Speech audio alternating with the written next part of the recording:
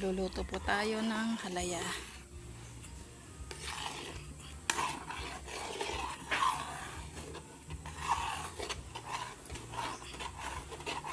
Dito po tayo naggatong sa kahoy. Yan. Kahoy po. Ito po ang ating lugar. Dito po tayo sa ilalim ng mangga nagluluto. Yan.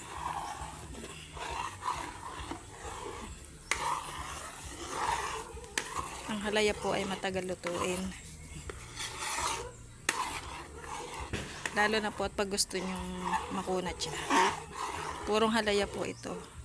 Ito po yung tanim namin noong May. Naani na po namin. Meron po siyang 3 kilo.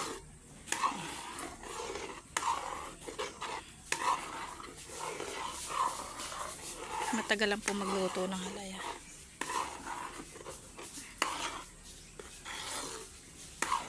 Kaya po napakamahal ng bentahan ng halaya dahil mahirap pong lutuin. Tapos matrabaho siya talaga.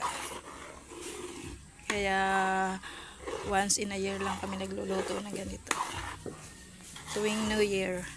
Kasi mga iglesia po kami, wala po kami Christmas.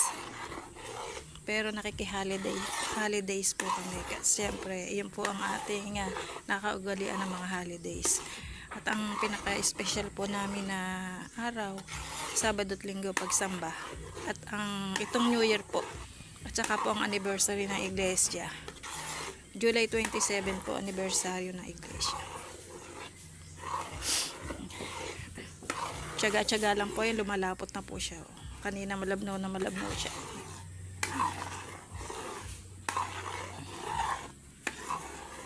Thank you po sa mga subscriber na pumasok doon sa isang short video ko. Maraming salamat po sa inyo. Magpo 400 na po siya. Salamat po. Maraming salamat po sa pagsuporta niyo sa aking mga short video.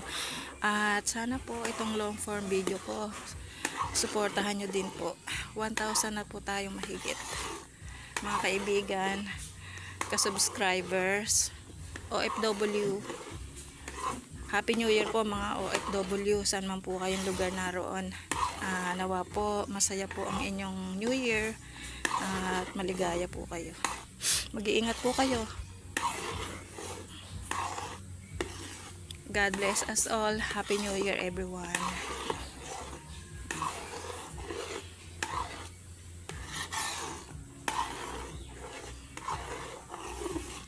Matagal po magalo, ano po.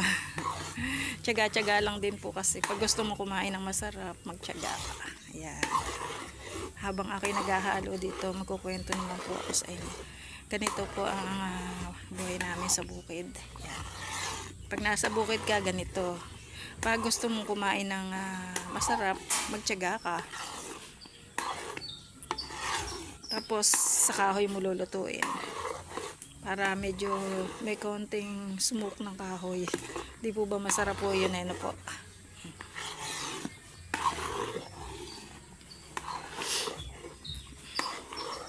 Lumalapot na po siya, medyo mahirap-hirap na po siyang haluin.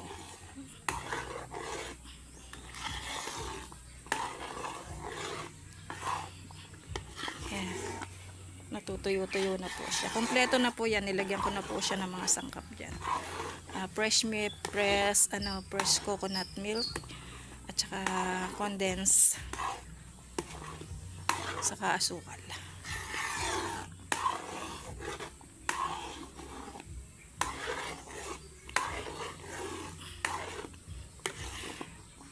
Ayan po, thank you for watching po. Happy New Year everyone.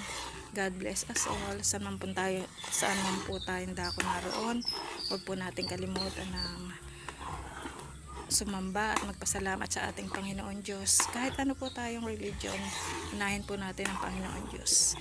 Para po unahin po niya din tayo sa ating buhay. Kasi sabi po niya, pag inuna natin siya, uunahin din nating mga pangailangan. Maraming salamat po. Sa mga nawawalan po ng pag-asa, huwag po kayo mawalan ng pag-asa. Dahil ang ating Panginoon Diyos ay makapangyarihan sa lahat. Ayan, nagkwento na, nagluluto, nagkuwento, nagluluto. Habang nagluluto, nagkukwento.